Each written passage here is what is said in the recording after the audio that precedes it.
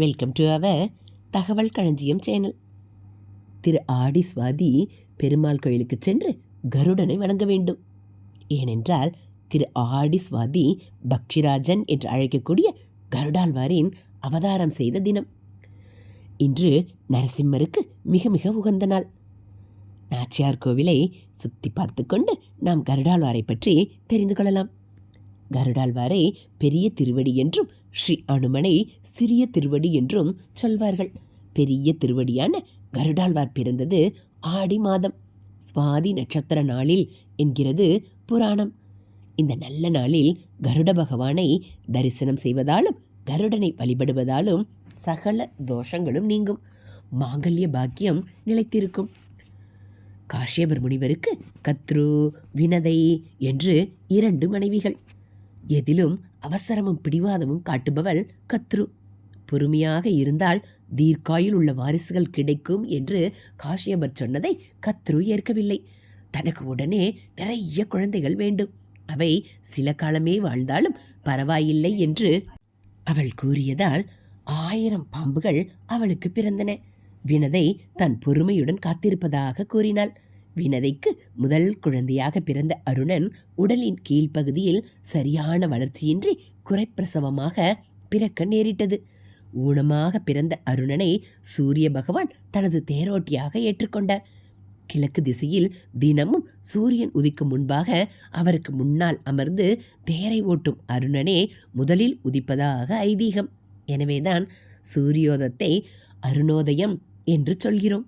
வினதை கத்ருவிடம் ஒரு போட்டியில் தோற்றுப்போக அவளுக்கும் அவள் பெற்ற பாம்புகளுக்கும் அடிமையாக வாழும் நிலை ஏற்பட்டது. வினதையின் 2வது குழந்தையாக வைனதேயன் என்னும் கருட பகவான் பிறந்தார். பிறக்கும் போதே நல்ல அறிவாளியாகவும் பலசாலியாகவும் பிறந்த கருட பகவான் அடிமைப்பட்டிருந்த தம் அன்னையை விடுவிக்க விரும்பினார். தேவலோகத்தில் இருக்கும் அமுத கலசத்தை கொண்டு வந்து கொடுத்தால் உன் அன்னையை விடுவிக்கிறேன் என்று கத்ரு நிபந்தனை விதிக்க, அதன்படி தேவலோகம் நோக்கி பறந்தார் கருட பகவான். நீண்ட சாகச பயணத்திற்கு பிறகு இந்திரலோகத்தை அடைந்த கருட பகவான் பலத்த பாதுகாப்புடன் பாதுகாப்பு பெட்டகத்தில் வைக்கப்பட்டிருந்த அமுத கலசத்தை லாகவமாக எடுத்துக்கொண்டு வெளியேறினார். வழிமறித்த தேவேந்திரனிடம் கலசத்தை மட்டும் தன் அன்னையின் எதிரிகளுக்கு காட்டிவிட்டு அமிர்தத்தை ஒரு துளி கூட செலவழிக்காமல் பத்திரமாக திரும்ப கொண்டு வந்து ஒப்படைப்பதாக வாக்களித்துவிட்டு கிளம்பினார் கருடன். அமுத கலசத்தை கண்ட கத்ருவும் பாம்புகளும் வினதையை உடனடியாக அடிமை தலையிலிருந்து விடுவித்தனர். தேவ அமுதத்தை நீராடிவிட்டுத்தான் சாப்பிட வேண்டும் என்று கூறிய கருடன் தர்ப்பப்புல்லை பரப்பி அதன் மீது கலசத்தை வைத்தார். அவர்கள் குளிக்கச் சென்றதும் தம் அன்னையை அழைத்து கொண்டு அமுத கலசத்தையும் பழையபடி தேவலோகத்தில் கொண்டு போய் வைத்து விட்டார் கருடன். நீராடிவிட்டு திரும்பி வந்த பாம்புகள் கலசம் வைத்த தர்ப்பை புல்லில் அமுதம் ஒட்டியிருக்கலாம் என்று நம்பி கூர்மையான தர்ப்பை புல்லை நக்கி பார்த்ததால் அவற்றின் நாக்குகள் பிளவுண்டன. இதனால்தான் பாம்புகள் இரட்டை நாக்குடன் இருப்பதாக சொல்வார்கள். கருடனுடைய பலம், சமயோசித அறிவு, ஆற்றல், வேகம் இவற்றை கண்ட மகாவிஷ்ணு அவரை தம்முடைய வாகனமாக மகிழ்வுடன் ஏற்றுக்கொண்டார்.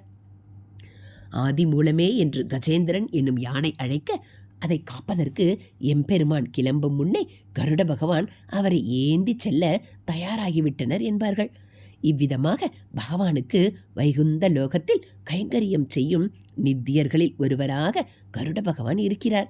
ஸ்ரீ ஆளவந்தார் என்ற ஆச்சாரியார் கருட பகவானை வேத ஸ்வரூபமானவர் என்று போற்றுகின்றார்.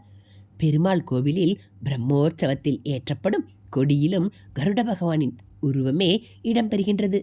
பெரிய திருவடி என்று போற்றப்படும் கருட பகவான் எப்போதும் பெருமாளின் ஆணையை எதிர்நோக்கி காத்திருப்பதால் திருக்கோயில்களில் மூலஸ்தானத்திற்கு நேராகவே சந்நிதி கொண்டுள்ளார் கருடன்.